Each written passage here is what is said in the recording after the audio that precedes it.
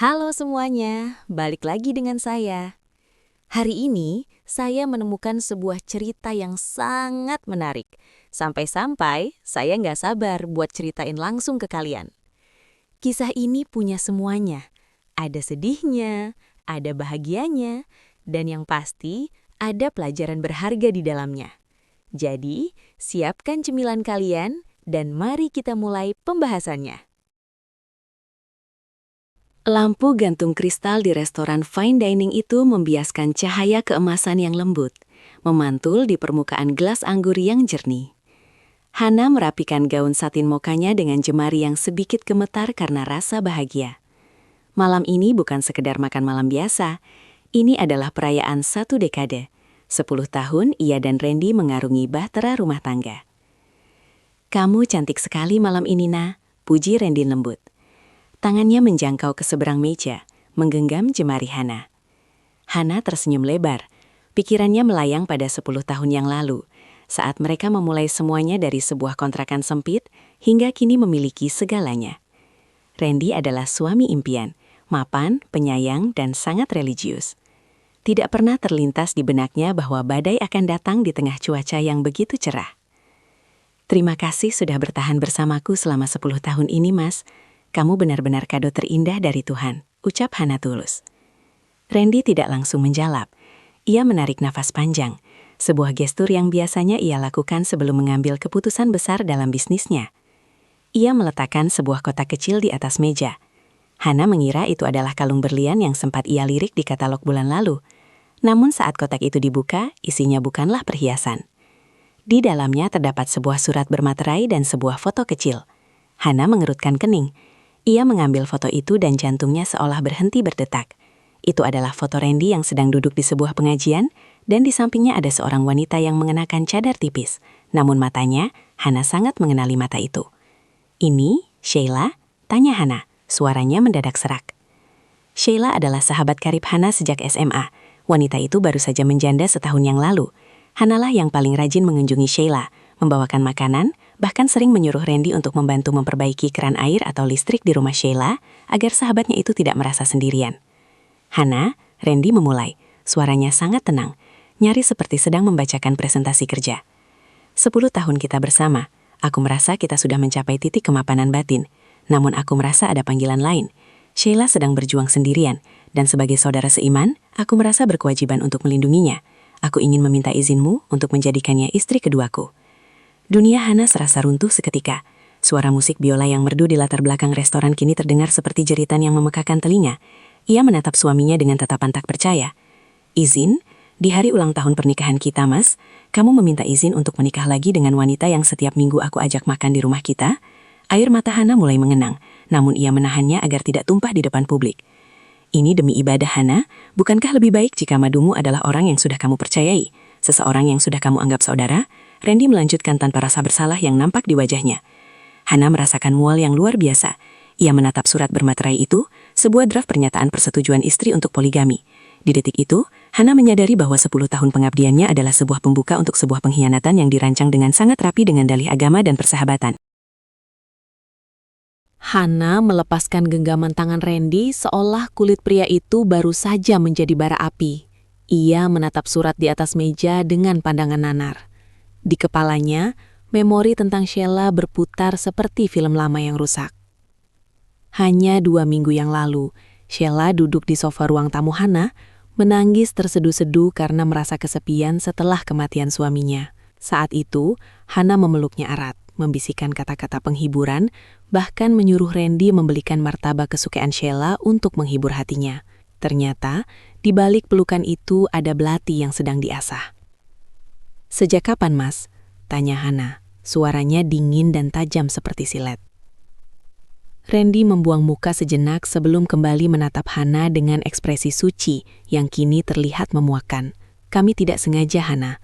Semua berawal dari niat baik. Kamu sendiri yang sering menyuruhku mengecek keadaannya. Kami sering mengobrol, awalnya hanya soal agama, soal ketabahan. Lalu kami sadar bahwa ada kecocokan visi untuk membangun keluarga yang lebih besar." "Visi?" Hana tertawa getir, tawa yang terdengar lebih seperti rintihan. "Kamu menyebut pengkhianatan di belakang punggungku sebagai visi?" Jaga bicaramu, Hana. Aku bicara baik-baik padamu karena aku menghargaimu sebagai istri pertama. Nada bicara Randy mulai meninggi, menunjukkan sifat aslinya yang tidak suka dibantah. Sheila adalah wanita baik-baik. Dia tidak menuntut apa-apa selain perlindungan. Dia bahkan bersedia tetap tinggal di rumahnya sendiri agar tidak mengganggumu. Dia sudah menggangguku sejak dia mengizinkan suamiku masuk ke dalam hatinya, Mas. Hana kini tak lagi peduli pada tatapan pengunjung restoran lain. Dia sahabatku. Dia tahu betapa aku mencintaimu. Dia tahu perjuanganku menemanimu dari nol. Bagaimana bisa dia melakukannya? Randy mengeluarkan ponselnya, menggeser layar lalu menunjukkannya pada Hana. Itu adalah pesan singkat dari Sheila. Mas, apakah sudah disampaikan pada Hana? Aku merasa tidak enak jika harus terus bersembunyi. Aku ingin kita halal agar tidak menjadi fitnah. Kata halal dan fitnah itu terasa seperti tamparan bagi Hana. Mereka menggunakan kata-kata suci untuk menutupi sebuah perselingkuhan emosional yang telah berlangsung entah berapa lama. Hana tiba-tiba teringat betapa seringnya Sheila bertanya tentang jadwal kerja Randy atau betapa seringnya Sheila memuji Randy sebagai suami idaman di depannya. Dia bukan orang asing, Hana. Kamu mengenalnya. Kamu tahu dia wanita syolihah. Bukankah lebih tenang jika kamu tahu siapa madumu? Randy mencoba kembali merayu, suaranya melembut, mencoba memanipulasi perasaan Hana. Hana menatap foto di kotak itu sekali lagi. Mata Sheila yang tampak teduh di foto itu kini terlihat seperti mata predator yang baru saja berhasil merebut mangsanya. Pengkhianatan ini terasa 2 kali lebih sakit karena dilakukan oleh 2 orang yang paling ia percayai di dunia ini. Kamu ingin izin dariku? Hana berdiri, meraih tas tangannya dengan tangan gemetar. Izin itu tidak akan pernah ada, Mas. Dan jika kamu tetap melakukannya, kamu tidak hanya kehilangan seorang istri, tapi kamu kehilangan seluruh harga dirimu di mataku. Hana melangkah pergi meninggalkan Randy yang terpaku, meninggalkan kado ulang tahun pernikahan yang berubah menjadi surat pemakaman bagi cintanya. Malam itu, Hana tidak pulang ke rumah. Ia memacu mobilnya tanpa tujuan, hingga akhirnya berhenti di pinggir jalan yang sepi. Di bawah temaram lampu jalan, ia mulai membongkar kembali ingatan-ingatan setahun terakhir. Setiap potongan memori yang dulu ia anggap sebagai kebaikan, kini berubah menjadi kepingan teka-teki pengkhianatan yang mengerikan. Ia teringat 6 bulan lalu, saat ia menderita flu berat. Sheila datang ke rumah membawa sup ayam kesukaan Hana. Saat itu, Hana merasa sangat beruntung memiliki sahabat seperti dia. Nah, kamu istirahat saja di kamar. Biar aku yang bantu Randy menyiapkan makan malam untuk anak-anak, ucap Sheila waktu itu dengan nada tulus yang membius. Hana ingat betapa ia merasa tenang mendengar tawa lirih mereka dari arah dapur saat ia mencoba memejamkan mata di lantai atas. Ia mengira mereka sedang menertawakan tingkah lucu anak-anak.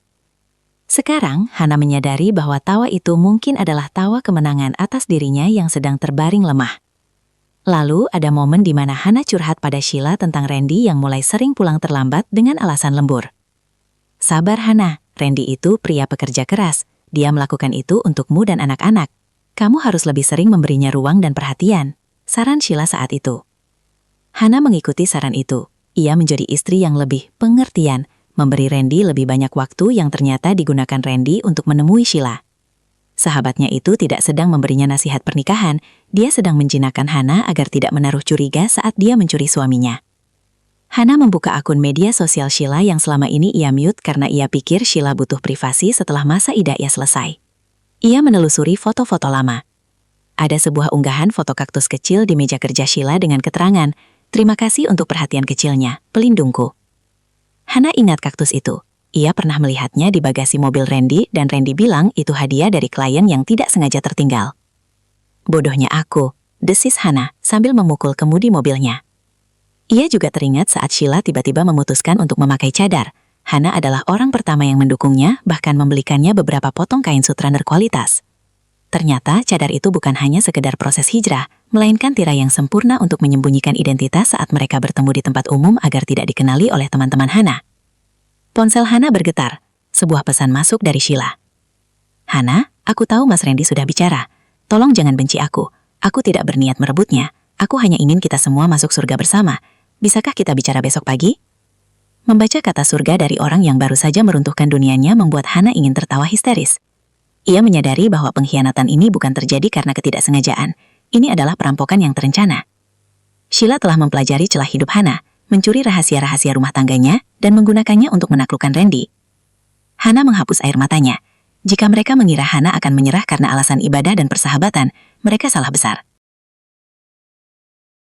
Hana akhirnya pulang saat fajar mulai menyingsing. Ia menemukan Randy duduk di meja makan dengan segelas kopi hitam yang sudah dingin. Tidak ada raut penyesalan di wajah suaminya. Yang ada hanyalah ketegangan seorang pria yang merasa haknya sedang dihalangi. "Duduklah, Hana. Kita perlu bicara sebagai orang dewasa," ujar Randy tanpa basa-basi. Hana duduk, bukan karena patuh, tapi karena ia ingin mendengar sejauh mana logika suaminya telah terpelintir. "Jelaskan padaku, Mas, kenapa harus sekarang, dan kenapa harus dia?" Randy menghela napas, memasang wajah yang seolah memikul beban seluruh dunia. "Hana, kamu tahu kondisi Sheila. Dia janda tanpa perlindungan finansial yang kuat. Orang tuanya di kampung sakit-sakitan. Selama ini dia bertahan dengan tabungan peninggalan almarhum suaminya yang mulai menipis. Dia wanita solihah yang terancam fitnah jika terus sendirian. Lalu kenapa solusinya harus kamu yang menikahinya? Kamu bisa membantunya secara finansial tanpa harus menidurinya, bukan?" tanya Hana tajam. Randy menggelengkan kepala, seolah Hana baru saja mengucapkan sesuatu yang dangkal. "Bantuan uang itu hanya sementara, Hana. Dia butuh figur imam. Dia butuh perlindungan nafkah batin dan status. Agama kita memfasilitasi ini agar tidak terjadi kemaksiatan. Aku hanya ingin menyelamatkannya. Bukankah kamu selalu bilang ingin menjadi istri yang mendukung suaminya berbuat kebaikan?" Hana tertawa sinis. "Kebaikan? Sejak kapan kebaikan dilakukan dengan cara membohongi istri selama berbulan-bulan? Kamu bilang ini untuk menghindari fitnah, tapi kalian sendiri adalah fitnah itu sendiri sejak mulai berkomunikasi di belakangku. Aku meminta izinmu sekarang karena aku ingin semuanya resmi. Aku tidak ingin melakukan poligami siri yang merugikan wanita." Randy mulai membela diri dengan suara yang meninggi. "Sheila pun tidak mau jika tidak ada izin darimu. Dia sangat menghargaimu. Dia bilang, dia hanya ingin mengambil sisa waktumu, bukan mengambil tempatmu." Hana menatap suaminya dengan rasa ngeri. Randy benar-benar percaya pada narasi pahlawan yang ia bangun sendiri. Ia merasa sedang melakukan pengorbanan suci, padahal ia hanya sedang memuaskan hasrat baru yang dibungkus dengan label agama. "Dan bagaimana dengan anak-anak, Mas? Apa kamu sudah memikirkan mental mereka?" "Anak-anak akan mengerti. Mereka akan punya 2 ibu yang menyayangi mereka. Sheila sudah sangat akrab dengan mereka, kan? Ini transisi yang mudah," jawab Randy enteng. Di detik itu, Hana menyadari bahwa Randy tidak sedang meminta izin. Dia sedang menuntut persetujuan atas rencana yang sudah dia matangkan. Baginya, perasaan Hana hanyalah hambatan kecil menuju pahala yang dia incar. Randy menggunakan kerentanan ekonomi Sheila sebagai pembenaran untuk mengkhianati janji setianya. "Mas, kamu tidak sedang menolongnya," ucap Hana lirih namun penuh penekanan. "Kamu hanya sedang memanfaatkan kesusahannya untuk melegalkan perselingkuhanmu, dan kamu menggunakan aku sebagai jembatan untuk itu." Randy berdiri, wajahnya memerah karena marah. "Jika kamu terus keras kepala seperti ini, kamu hanya akan menunjukkan bahwa kamu adalah istri yang egois dan tidak taat. Pikirkan baik-baik, Hana. Aku tetap akan melindunginya, dengan atau tanpa tanda tanganmu." Kalimat terakhir itu adalah ancaman. Pintu kamar tertutup dengan dentuman keras, meninggalkan Hana dalam keheningan yang menyakitkan. Hana mengirimkan pesan singkat kepada Sheila. "Temui aku di taman kota. Jam 10, sendiri." Taman itu adalah tempat yang biasanya mereka gunakan untuk mengajak anak-anak bermain bersama. Namun hari ini, matahari terasa membakar kulit, dan udara di sekitarnya terasa mencekik. Sheila datang tepat waktu. Ia mengenakan gamis lebar dan cadar yang menutupi sebagian besar wajahnya, namun Hana tetap bisa melihat binar kegelisahan dan sesuatu yang lain di mata sahabatnya itu. "Hana?" Suara Sheila terdengar lembut, sangat tenang, seolah-olah dia adalah korban dalam situasi ini. "Duduk," perintah Hana dingin. Mereka duduk di bangku taman yang terpisah jarak beberapa jengkal. Hana menatap lurus ke depan, tidak sudi melihat wajah wanita yang selama ini ia anggap sebagai saudara perempuan. "Jelaskan padaku, Sheila. Bagaimana rasanya memakan makanan di rumahku, memeluk anak-anakku, dan di saat yang sama merencanakan untuk berbagi tempat tidur dengan suamiku?" Sheila menunduk, tangannya meremas ujung hijabnya. "Ini bukan rencana, Hana. Ini takdir. Aku sudah mencoba menjauh, tapi Mas Randy terus meyakinkanku bahwa ini adalah jalan yang diridhoi. Aku butuh sandaran, dan dia ada di sana. Dia ada di sana karena aku yang menyuruhnya membantumu. Aku yang membuka pintu rumahku untukmu." Hana menoleh dengan mata yang menyala karena amarah. "Kamu bilang ini takdir? Takdir tidak datang dengan cara mencuri rahasia rumah tangga orang lain. Kamu tahu semua kelemahan Randy.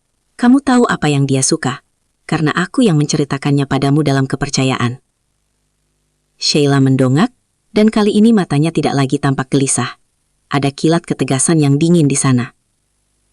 Mungkin itu tandanya kamu tidak benar-benar mengenalnya, Hana.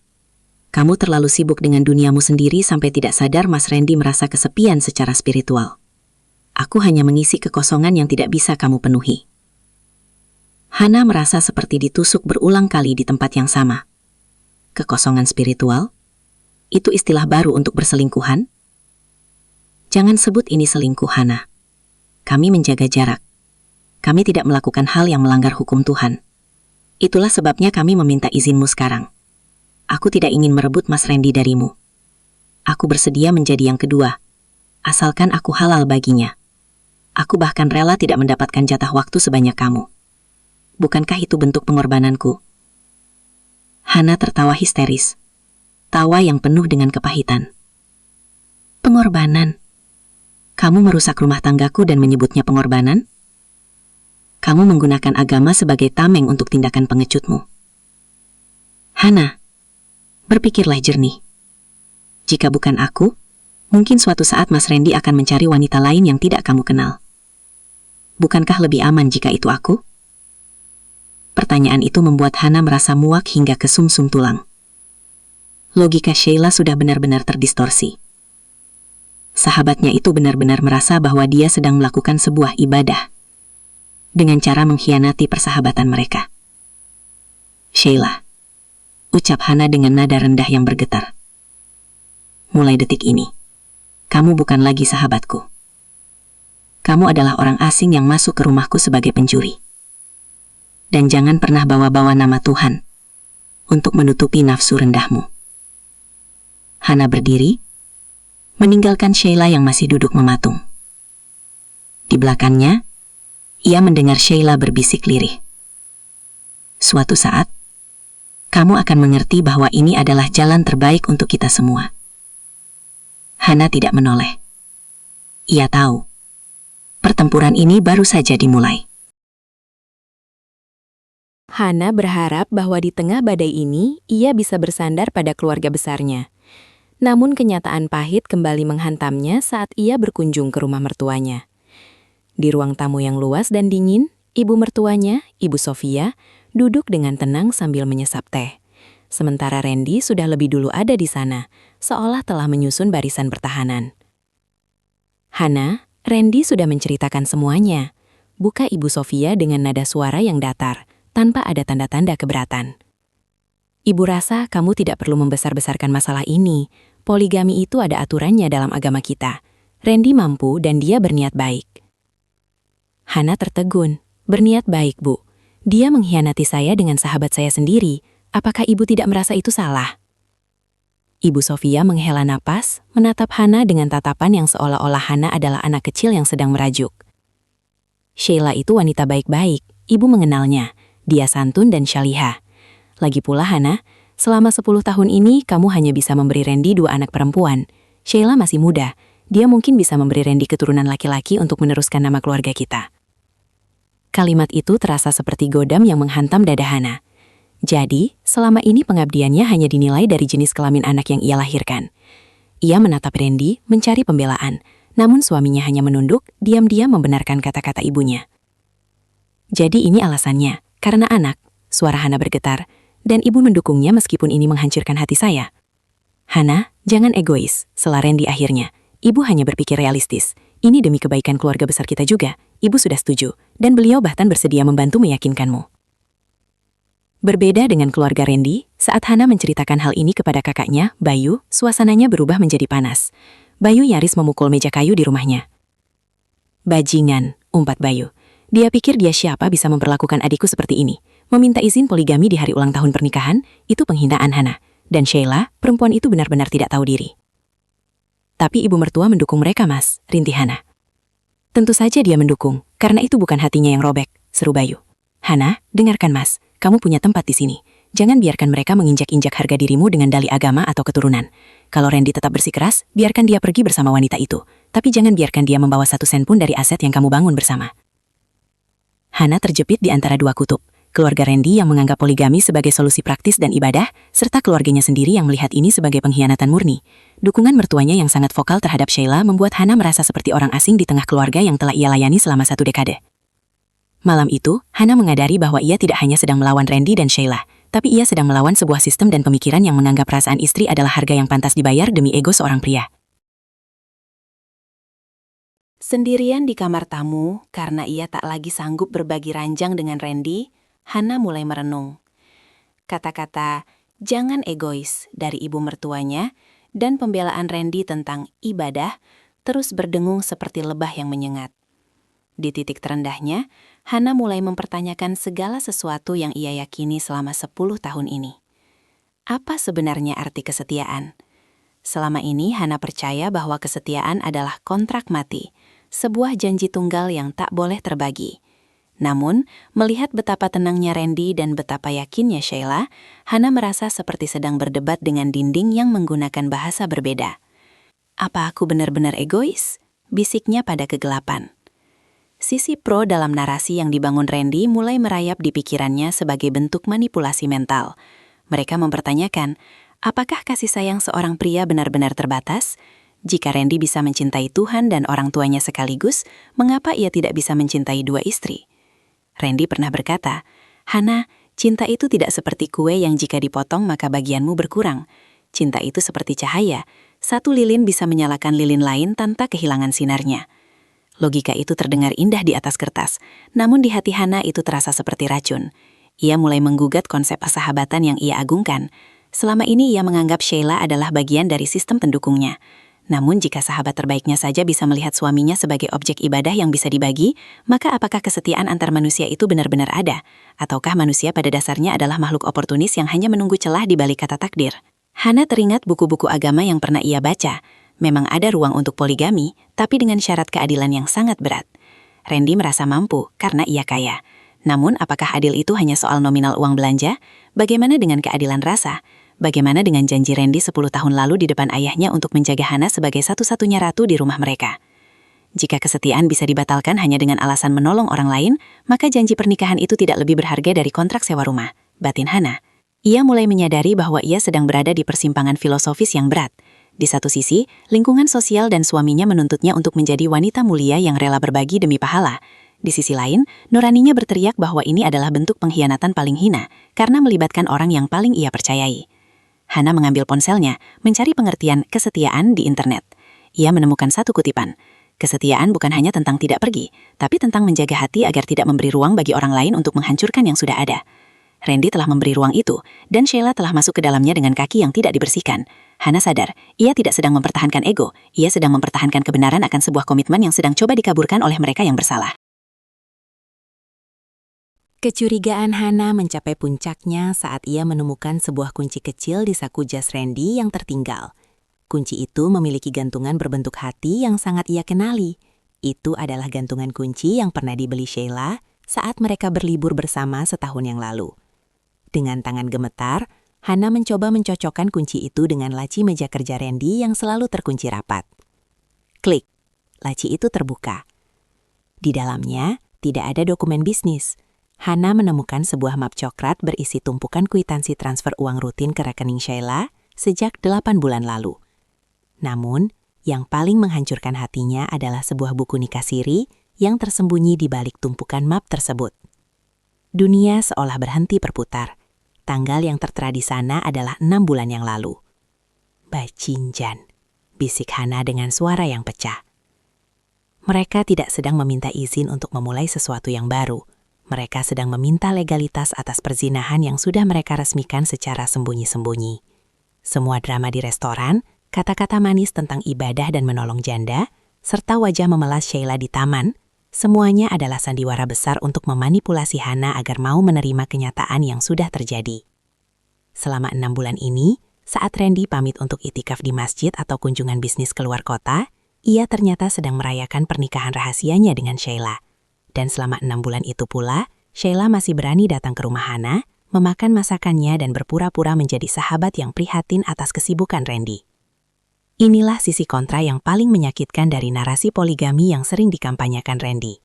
Mereka berlindung di balik dalih menghindari fitnah, Namun faktanya mereka membangun hubungan di atas tumpukan kebohongan.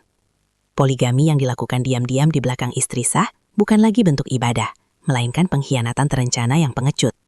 Hana segera mengambil ponselnya, memotret semua bukti itu. Ia juga menemukan foto-foto digital dalam sebuah flash disk yang memperlihatkan kemesraan mereka di sebuah villa. Foto yang diambil saat Hana sedang berjuang sendirian merawat anak-anak mereka yang sedang demam tinggi. Saat itu juga, Randy masuk ke dalam kamar kerja. Wajahnya seketika pucat melihat laci mejanya terbuka dan bukti-bukti itu ada di tangan Hana. Hana, aku bisa jelaskan, kami melakukannya agar tidak jatuh ke dalam dosa yang lebih besar. Randy mencoba mendekat, suaranya bergetar karena ketakutan yang kini tertutup kemarahan. Dosa yang lebih besar? Hana melempar buku nikah siri itu ke wajah Randy. Kamu bilang ingin meminta izin karena menghargaiku. Ternyata kamu hanya butuh tanda tanganku agar aset-asetmu aman dan nama baikmu tetap terjaga di depan kolega bisnismu. Kamu sudah menikahinya, Mas. Kamu sudah mengkhianatiku selama setengah tahun. Randy terdiam. Tembok pertahanan sucinya runtuh seketika. Tidak ada lagi alasan ibadah yang bisa menutupi fakta bahwa ia adalah seorang pembohong besar. Hana menyadari bahwa selama ini ia tidak sedang menghadapi seorang pria yang ingin berpoligami, melainkan seorang peselingkuh yang mencoba melegalkan kesalahannya. Malam itu menjadi malam terpanjang dalam hidup Hana. Randy tidak lagi mencoba menggunakan dalih agama. Setelah kedoknya terbongkar, ia berubah menjadi pria yang defensif dan pragmatis. Ia duduk di tepi ranjang, sementara Hana berdiri di ambang pintu, memegang bukti pengkhianatan itu seolah-olah itu adalah senjata. Oke, aku mengaku salah karena tidak jujur dari awal, kata Randy. Suaranya kini dingin dan tanpa emosi. Tapi apa bedanya? Aku sudah menikahinya secara agama. Sekarang aku hanya butuh tanda tanganmu untuk pendaftaran di pengadilan agama, agar semuanya sah secara hukum negara. Pikirkan anak-anak Hana. Kalau kamu setuju, posisi kamu sebagai istri pertama tidak akan berubah. Semua aset rumah ini, mobil, dan biaya sekolah anak-anak tetap atas namamu. Kamu tetap nyonya di rumah ini. Hana menatap pria yang pernah ia puja itu dengan rasa mual. Kamu sedang mencoba menyuapku, Mas. Kamu pikir harga diriku bisa dibeli dengan sertifikat rumah dan biaya sekolah? Jangan naif, Hana. Randy berdiri. Suaranya meninggi. Di luar sana banyak istri yang tetap bertahan meski suaminya punya simpanan. Aku setidaknya punya niat baik untuk meresmikan semuanya. Kalau kamu minta cerai, apa yang kamu dapat? Kamu janda dengan 2 anak. Ekonomi sedang sulit. Kamu mau kembali jadi karyawan rendahan? Pikirkan kenyamanan yang sudah kamu nikmati selama ini. Kalimat Randy adalah penghinaan terakhir yang bisa diterima Hana. Randy menganggap Hana tetap bertahan selama 10 tahun ini, bukan karena cinta, melainkan karena ketergantungan finansial. Ia menganggap Hana tidak punya kekuatan untuk berdiri di atas kakinya sendiri. Hana berjalan perlahan menuju meja riasnya. Ia mengambil perhiasan-perhiasan pemberian Randy, dan meletakkannya di atas meja dengan denting yang tajam. Kamu benar, Mas. 10 tahun ini aku menikmati kenyamanan. Tapi kenyamanan itu menjadi beracun saat aku tahu, itu dibayar dengan kebohonganku pada diri sendiri. Ucap Hana tenang. Suaranya tidak lagi bergetar. Kamu pikir aku takut jadi janda? Aku lebih takut menjadi istri yang kehilangan kehormatannya, karena membiarkan suaminya menginjak-injak janji pernikahan di depan matanya sendiri. Hana, jangan ambil keputusan saat sedang emosi. Randy mencoba menahan tangan Hana saat Hana mulai memasukkan pakaiannya ke dalam koper. Ini bukan emosi, Mas. Ini kesadaran. Hana menepis tangan Randy. Tanda tangan yang kamu inginkan tidak akan pernah ada. Besok, pengacaraku akan mengirimkan berkas yang berbeda ke kantormu. Bukan berkas izin poligami, tapi gugatan cerai. Kamu akan menyesal. Kamu tidak akan bisa memberikan gaya hidup yang sama untuk anak-anak. Teriak Randy saat Hana menyeret kopernya keluar kamar. Hana berhenti sejenak di depan pintu. Anak-anak mungkin kehilangan kemewahan, Mas. Tapi mereka akan mendapatkan ibu yang bangga pada dirinya sendiri. Mereka akan belajar bahwa kesetiaan dan kejujuran tidak bisa dinegosiasikan dengan uang. Dan itu jauh lebih berharga daripada semua aset yang kamu banggakan. Hana melangkah keluar dari rumah itu, meninggalkan kemewahan yang kini terasa seperti penjara berlapis emas. Di luar, udara malam terasa dingin. Namun untuk pertama kalinya setelah sekian lama, Hana merasa bisa bernapas dengan lega. 6 bulan telah berlalu sejak malam di mana Hana menyeret kopernya keluar dari rumah itu. Proses perceraian berjalan lebih sengit dari yang ia bayangkan. Randy, yang panik karena citranya sebagai pria keluarga yang religius terancam hancur, mencoba segala cara untuk menghalangi gugatan Hana, mulai dari intimidasi finansial hingga mencoba mengambil hak asuh anak. Namun, Hana bukan lagi wanita lemah yang bisa dibungkam dengan ancaman. Dengan bantuan Bayu dan tim pengacara yang tangguh, ia berhasil membuktikan pernikahan siri Randy yang dilakukan tanpa izin. Di pengadilan, kebohongan Randy dan Sheila terkuak satu persatu. Status pernikahan ibadah yang mereka banggakan justru menjadi bumerang. Randy kehilangan beberapa kontrak bisnis besar karena kolega-koleganya tidak lagi mempercayai integritasnya. Sementara itu, Sheila yang mengira akan hidup mewah sebagai istri kedua seorang jutawan, harus menghadapi kenyataan pahit bahwa ia dijauhi oleh lingkungan sosial yang dulu memujinya. Pagi ini, Hana duduk di teras toko bunga kecil miliknya yang baru dibuka. Toko itu tidak semewah rumah Randy, tapi setiap jengkalnya adalah hasil kerja kerasnya sendiri. Anak-anaknya sedang bermain di halaman belakang, tertawa riang tanpa bayang-bayang ketegangan orang tua mereka yang dulu menyesakan rumah. Ponselnya bergetar. Sebuah pesan dari Sheila masuk, pesan kesekian yang tidak pernah ia balas. Hana, hidupku sekarang sulit. Randy berubah kasar sejak bisnisnya turun. Dia menyalahkanku atas segalanya. Tolong maafkan aku. Aku salah telah menganggapnya sebagai pelindung. Hana hanya menatap layar itu dengan datar, lalu menghapusnya. Ia tidak merasa senang di atas penderitaan Sheila, namun ia juga tidak lagi memiliki empati untuk wanita yang pernah menikamnya dari belakang. Sheila bukan lagi sahabatnya, ia hanyalah sebuah pelajaran hidup yang mahal. Randy datang sore itu untuk menjemput anak-anak sesuai jadwal kunjungan. Ia tampak kusam, tidak ada lagi setelan jas mahal yang kaku, hanya kemeja yang tidak disetrika dengan rapi. Ia menatap Hana yang sedang merangkai bunga, tampak bersinar dan jauh lebih hidup daripada saat mereka masih bersama. Kamu terlihat bahagia, Hana, ujar Randy pelan. Ada nada penyesalan yang tertahan dalam suaranya. Aku bukan bahagia karena kamu pergi, Mas, jawab Hana tanpa menoleh. Aku bahagia karena aku menemukan kembali diriku yang hilang selama 10 tahun bersamamu. Aku tidak lagi harus hidup dalam kebohonganmu. Randy hanya bisa terdiam. Ia menyadari bahwa parasit sesungguhnya dalam pernikahan mereka bukanlah faktor ekonomi atau kehadiran orang ketiga, melainkan ketidakjujuran yang ia pelihara sendiri. Saat mobil Randy menjauh, Hana menarik napas panjang. Udara sore di depan tokonya terasa begitu segar. Ia menyadari bahwa kehilangan suami dan sahabat pengkhianat bukanlah sebuah musibah, melainkan sebuah proses pembersihan. Ia kehilangan 2 parasit, namun ia mendapatkan kembali harga dirinya. Pernikahan 10 tahun itu mungkin berakhir dengan luka, namun luka itu telah menutup dan meninggalkan jaringan parut yang kuat. Hana tahu, langkahnya ke depan mungkin tidak selalu mudah, tapi ia akan melangkah dengan kepala tegak. Ia tidak lagi membutuhkan imam yang menyesatkan atau sahabat yang menusuk. Ia adalah nahkoda bagi hidupnya sendiri. Hana tersenyum, menutup pintu tokonya dan berjalan masuk menemui masa depannya yang kini benar-benar miliknya.